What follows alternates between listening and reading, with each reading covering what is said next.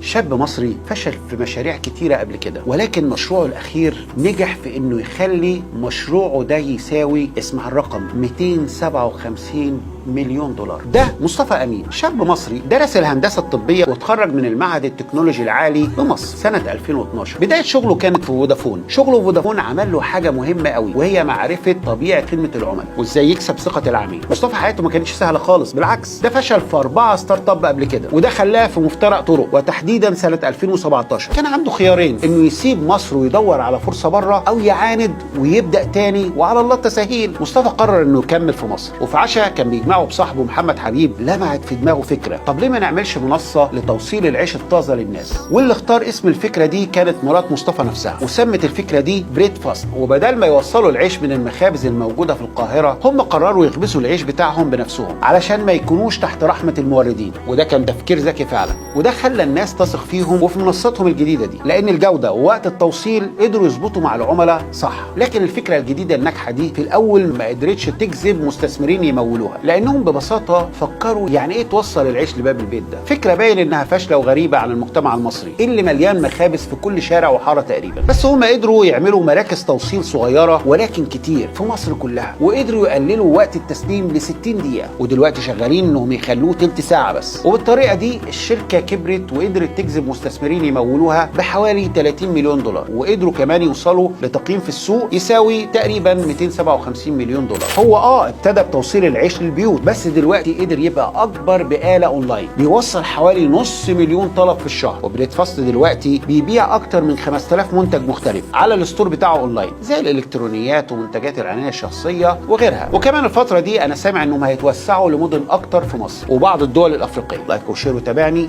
لو بتحب المحتوى ده علشان لسه في اكتر.